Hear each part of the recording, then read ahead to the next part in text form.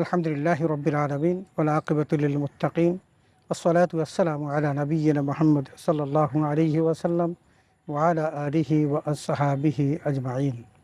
সুপ্রিয় দর্শক শ্রোতা, আসসালামু আলাইকুম ওয়া রাহমাতুল্লাহি ওয়া বারাকাতুহু।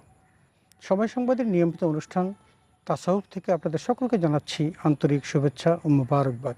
সুপ্রিয় শ্রোতা, আজ আমরা আলোচনা করব মৃত্যুর পর পুনরুত্থানে বিশ্বাস এই বিষয় নিয়ে।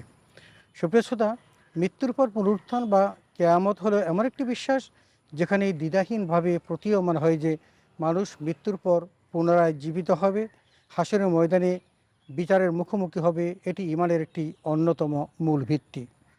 সপ্তাহে ইমানের একটি অবিচ্ছেদ্য অংশ হলো ওয়াল বায়াতি বায়াদাল মাউদ, অর্থাৎ মৃত্যুর পর পুনরুত্থান। এটি মানুষকে কর্মফলের জবাবদিহিতা ও আখেরাত জীবনের জন্য প্রস্তুত করে। কিয়ামতের দিন হযরত ইসরাফিল আলাইহিস সালাতু ওয়াস সালাম এর সংজ্ঞায় ফিৎকারের মাধ্যমে মানুষ কবর থেকে পুনরুত্থিত হবে। কোরআনুল কারীমে আল্লাহ তাআলা এমনটি বলেছেন। আল্লাহ তাআলা বলেন, সুম্মা নুফিখা ফীহি উখরা ফাইদা হুম কিয়ামুন ইয়ানজুরুন, অর্থাৎ অতঃপর আবার সিংহায় ফু দেওয়া হবে, তৎক্ষণাৎ তারা দণ্ডায়মান হয়ে দেখতে থাকবে। সূরা জুমার আয়াত ৮৮। সুপ্রিয় শ্রোতা, এই আয়াতে স্পষ্ট করেছে যে মানুষকে আল্লাহ তাআলা যখন মৃত্যুর পর সকল কিছু যখন ধ্বংস হয়ে যাবে, তখন আল্লাহ তাআলা ইসরাফিল আলাইহিস সালাতু ওয়াস সালামকে দ্বিতীয়বার সিংহায় ফু দেওয়ার জন্য বলবেন এবং সেই ফু দেওয়ার সাথে সাথে মানুষগুলো ওই কবর থেকে আস্তে আস্তে তারা কিয়ামতের মাঠে দণ্ডায়মান হবে। পুনরুত্থানের প্রমাণ রয়েছে আল্লাহর কিতাব ও রাসূল আকরাম সাল্লাল্লাহু আলাইহি ওয়াসাল্লামের হাদিসসমূহে। শুধু তাই নয়, সমস্ত নবী রাসূলগণ তাদের নিজ নিজ জাতির লোকদের পুনরুত্থান সম্পর্কে সংবাদ দিয়েছেন। বিরুদ্ধবাদীদের কঠিন আযাবের ভয় দেখিয়েছেন। আমাদের প্রিয় নবী রাসূল আকরাম সাল্লাল্লাহু আলাইহি ওয়াসাল্লামও আখিরাতের বিষয়গুলোর এমন সুস্পষ্ট ও বিস্তারিত বর্ণনা দিয়েছেন যা পূর্ববর্তী আসমানি গ্রন্থেও পাওয়া যায়। সূরা বাকারার ৩৬ নম্বর আয়াতে হযরত আদমকে লক্ষ্য করে আল্লাহ তাআলা যে কথাগুলো বলেন, সেখানেও কিন্তু পুনরুত্থান সম্পর্কে সুস্পষ্ট ধারণা দেওয়া হয়েছে। আল্লাহ তাআলা বলেন, ইহবিতু বা'দুকুম লিবা'দিন আদুওয়ান ওয়া লাকুম ফিল আরদি মুস্তাকাররুন ওয়া মাতাউন ইলা হিন ক্বালা ফীহা তাহইয়াউনা ওয়া ফীহা তামুতুন ওয়া মিনহা তুখরাজুন, অর্থাৎ তোমরা নেমে যাও, তোমরা পরস্পরের শত্রু এবং তোমাদের জন্য নির্দিষ্ট একটি সময় পৃথিবীতেই রয়েছে বসবাসের জায়গা ও জীবন যাপনের উপকরণ। তোমরা পৃথিবীতে জীবন যাপন করবে, সেখানেই মৃত্যুবরণ করবে এবং সেখান থেকেই পুনরুত্থিত হবে। সূরা বাকারা আয়াত ৩৬। সুপ্রিয় শ্রোতা, এখানে হযরত আদম আলাইহিস সালামকে আল্লাহ তাআলা যে কথা বলে তাকে দুনিয়ার জীবনে তার যাত্রা শুরু করাতে চেয়েছিলেন, সেটা ছিল এরকম যে তোমরা জান্নাতে আর থাকতে পারবে না, এখন তোমরা দুনিয়া থেকে বেরিয়ে পড়ো এবং সেখানেই তোমরা নির্দিষ্ট দিন পর্যন্ত অপেক্ষা করবে থাকবে এবং তারপর তোমাদের মৃত্যু হবে। মৃত্যুর পর তোমাদেরকে আবার এই কবর থেকে উঠানো হবে। আমরা এই আয়াতে কারিমা থেকে হযরত আদম ইসলামের ধারণা থেকেও কিন্তু পুনরুত্থান সম্পর্কে একটা সুস্পষ্ট ব্যাখ্যা পেয়ে থাকি।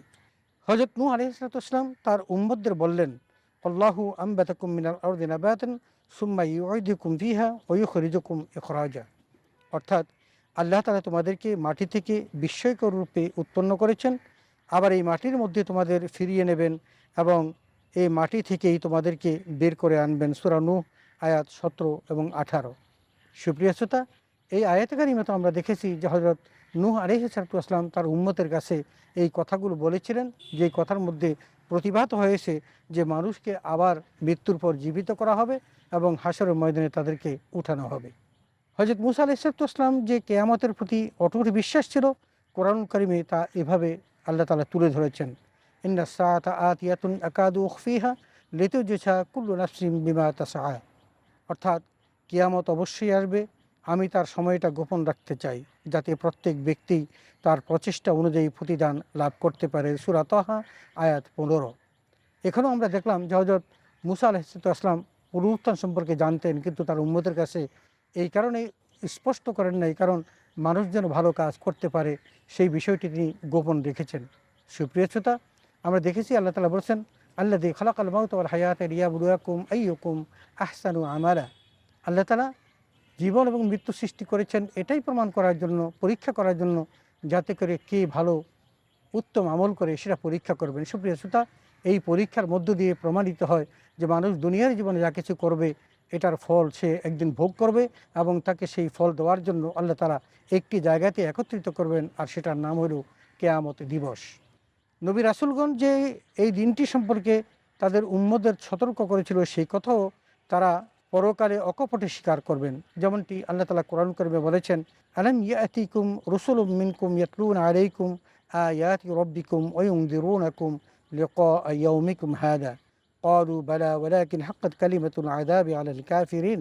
অর্থাৎ তোমাদের কাছে কি তোমাদের মধ্য থেকে রাসূলগণ আসেনি, যারা তোমাদেরকে তোমাদের রবের আয়াতসমূহ শুনিয়েছেন এবং এ ব্যাপারে সাবধান করে দিয়েছেন যে একদিন তোমাদের এই দিনটির সম্মুখীন হতে হবে? তারা বলবে, হ্যাঁ এসেছিল, কিন্তু আমাদের সিদ্ধান্ত কাফেরদের জন্য অবধারিত হয়ে গেছে। সূরা জুমার আয়াত ৭১। সুপ্রিয় শ্রোতা, এই আয়াতে কারিমাতে এটাও বলা হয়েছে যে মানুষগুলোকে যে নবী রাসূলগণ এই পুনরুত্থান সম্পর্কে বলেছিল, এই কথাটি সম্পর্কে যখন কাল কিয়ামতের মাঠে তাদেরকে প্রশ্ন করা হবে, জিজ্ঞেস করা হবে, তখন তারা কিন্তু অকপটে স্বীকার করবে, হ্যাঁ নবী রাসূলগণ আমাদেরকে বলেছিল কিয়ামত সম্পর্কে, কিন্তু আমরা তাদের কথায় কর্ণপাত করিনি এবং তাদের কথাগুলোকে আমরা আমলে নেইনি।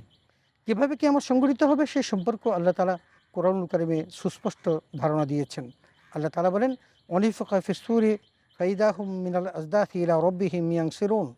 অর্থাৎ অতঃপর সিংহায় ফু দেওয়া হবে এবং সহসা তারা নিজের রবের সামনে হাজির হওয়ার জন্য নিজেদের কবর থেকে বের হবে। সূরা ইয়াসিন আয়াত নম্বর ৫১।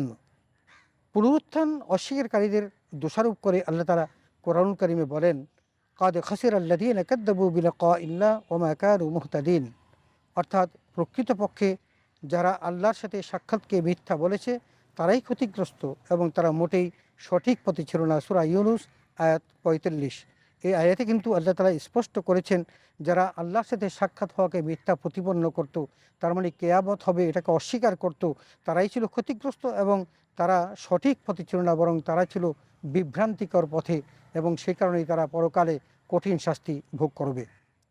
কিয়ামত দিবসে আল্লাহ তাআলা হিসাব নিকাশ সম্পন্ন করবেন, আমলনামা প্রদান করবেন, নেক বদ ওজন করবেন। এই সকল কিছুর পর নেক আমলকারীর জন্য জান্নাত আর বদ আমলকারীর জন্য জাহান্নাম অবধারিত হবে। সুপ্রিয় শ্রোতা, মৃত্যুর পর পুনরুত্থানে বিশ্বাস, এটা একটা বিশ্বাসের অন্যতম অংশ। মানুষ দুনিয়ার জীবনে সকল কিছু বিশ্বাস করে, কিন্তু পরকালীন জীবনে তাকে আবার জবাবদিহি করতে হবে, এটা অনেকেই বিশ্বাস করতে চান না।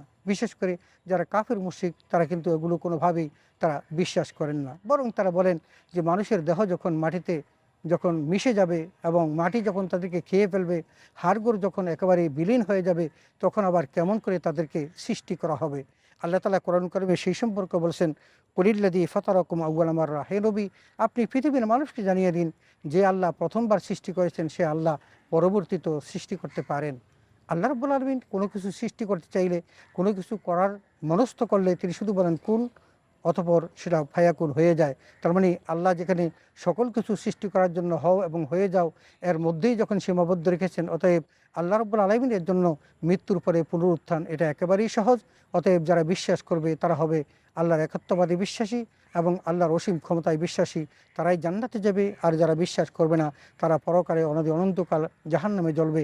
আল্লাহ তাআলা আমাদের সকলকে এই বিশ্বাসের উপর অটুট থাকার এবং ঈমান নিয়ে কবরে যাওয়ার তৌফিক দান করুন, আমিন। ওয়া আখিরু দাওয়ানা আনিল হামদুলিল্লাহি রাব্বিল আলামিন। আসসালামু আলাইকুম ওয়া রাহমাতুল্লাহি ওয়া বারাকাতুহু।